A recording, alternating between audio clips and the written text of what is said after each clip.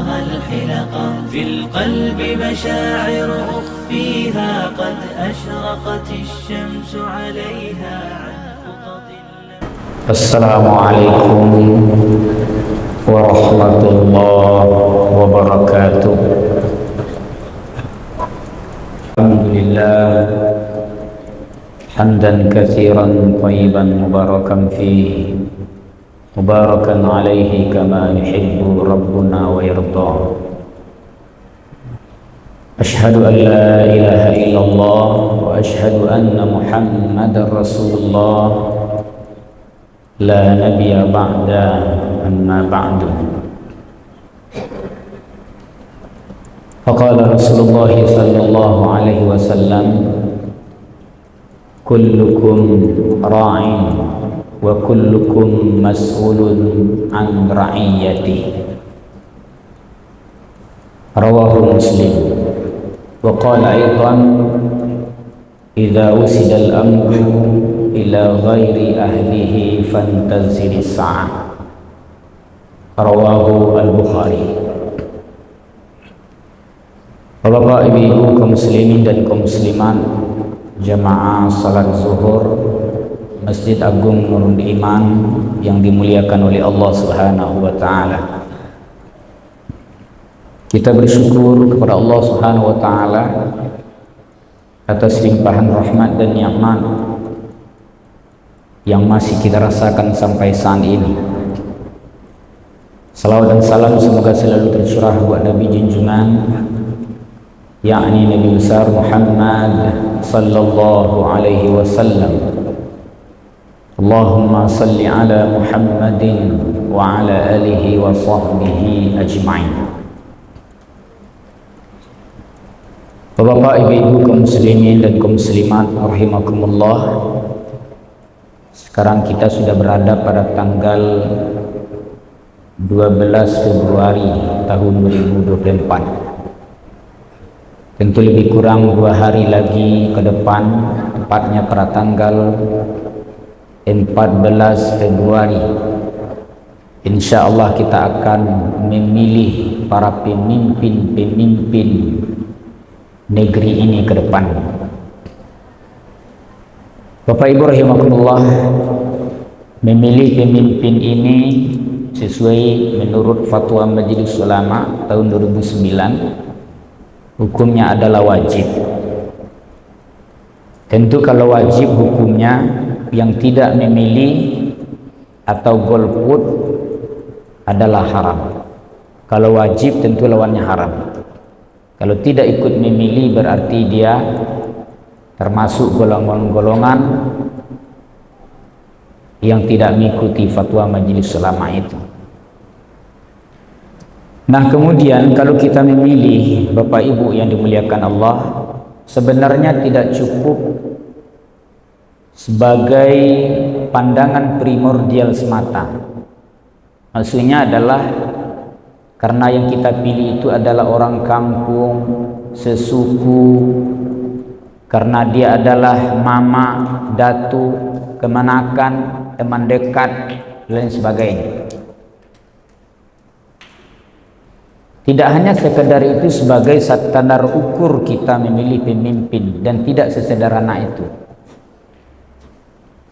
Kalau kita coba memformulasikan dalam Al-Quran dan Sunnah, setidaknya ada 5 poin penting sebagai pedoman bagi kita untuk memilih pemimpin itu kelak.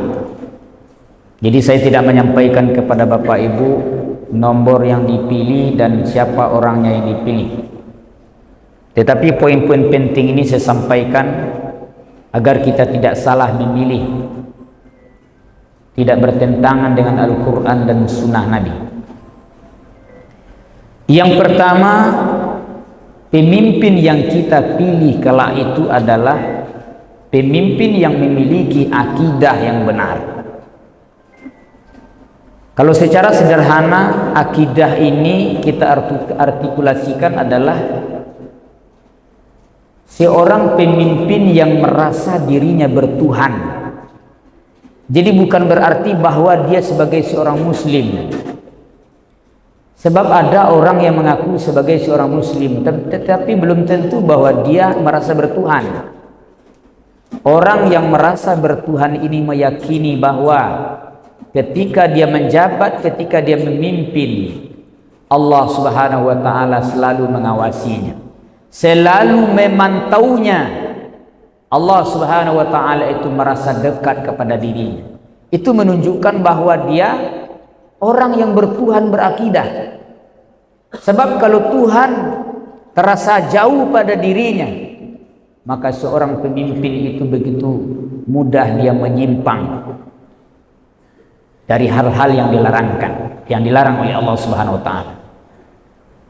Seorang pemimpin yang bertuhan ini, Bapak Ibu yang dimuliakan Allah, tidak akan mungkin dia begitu mudah menyimpang. Orang yang merasa bertuhan akan selalu setia dan taat terhadap apa yang diperintahkan Allah Subhanahu wa taala kepadanya. Nah, ini poin pertama, Bapak Ibu. Seorang pemimpin harus kita pilih memiliki akidah yang benar atau merasa bahwa dia memiliki Tuhan. Yang kedua itu adalah memilih pemimpin yang ibadahnya baik. Sebab kalau kita pilih pemimpin tidak beribadahnya, Bapak Ibu, bagaimana bisanya berkomunikasi nanti dengan Tuhannya? Setidaknya kita carilah salat 5 waktu ditegakkannya, rajin dia ke masjid, rajin tahajud, puasa Senin Kamis dan lain sebagainya. Karena Bapak Ibu yang dimuliakan Allah, seorang pemimpin ketika problem-problem kehidupan kelak yang dilaluinya itu tidak cukup selesai menurut kekuatan pribadinya saja. Dia perlu meminta bantuan kepada Allah Subhanahu wa taala. Itu sebabnya perlu dijalin hubungan vertikal antara seorang pemimpin itu dengan Rabbnya, dengan Tuhannya. Kita lihat Nabi SAW sebagai seorang pemimpin. Bagaimana beliau 10 tahun di Madinah. Ibadah Rasulullah itu sangat taat sampai bengkak tumitnya. Demikian pula kita lihat Khulafaur Rasyidin, bagaimana ibadahnya Abu Bakar, ibadahnya Umar, ibadah Utsman, ibadahnya Ali bin Abi Thalib. Demikian pula Khalifah Bani Umayyah. Bagaimana para raja-raja itu ketika dia beribadah kepada Tuhan. Jadi kalau nak semayangnya 5 waktu kita pilih ayo. Nak nampaknya diri musajid kita pilih aja jadi pemimpin.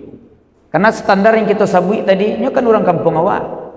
Ini kan mama awak, kemanakan awak. Kalau nak salat, tak boleh sebenarnya dipilih.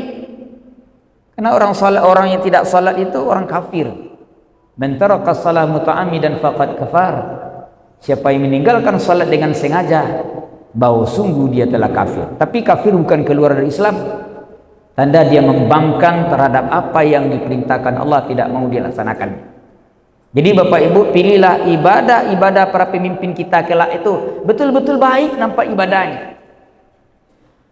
Kemudian yang ketiga adalah pilihlah pemimpin yang memiliki akhlaknya yang baik. Kalau dapat akhlak itu yang sempurna.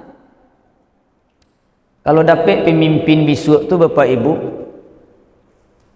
buruk akhlaknya Pak, kalau seandainya buruk akhlaknya Pak, akan semakin hancur bangsa ini. Bangsa kita seperti ini sebenarnya akan dipimpin oleh pemimpin-pemimpin masa lalu yang tidak baik akhlaknya. Dan korupsi itu kan akhlak tidak baik itu. Rusak rumah karena sendi.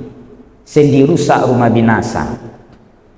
Tegak bangsa karena budi. Budi rusak runtuhlah bangsa. Jadi bangsa kita ini runtuh karena pemimpin yang rusak budinya, akhlak. Jadi kalau kita bicara akhlak itu kan sidik, amanah, tabligh, fatana, itu kan terhimpun seluruhnya pada akhlak. Kalau dia tidak sidik, tidak benar kata-katanya, tidak benar perbuatannya, maka akan mudah dia melakukan penyimpangan demi penyimpangan. Kalau tidak amanah dia, kata-katanya, janji-janjinya itu tidak ditunaikannya. Kalau dia tidak mau tabligh, menyampaikan kebenaran, hanya menyembunyikan saja. Dia tahu bahwa itu kebenaran, tapi dia tidak mau menyampaikan.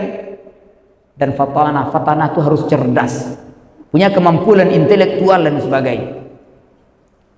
Kemudian Bapak Ibu yang dimuliakan Allah, yang keempat, seorang pemimpin itu harus kita pilih pemimpin yang punya kualitas memimpin. Orang kalau tidak punya kapasitas menjadi pemimpin, mengapa kita pilih dia menjadi pemimpin? Idza usidal amru ila ghairi ahlihi fantaziri sa'ah. Demikian kata Nabi dalam hadis Sahih Bukhari. Apabila suatu jabatan kepemimpinan diberikan kepada orang yang tidak ahli di bidangnya, maka lihatlah kelak akan berujung kepada kehancuran.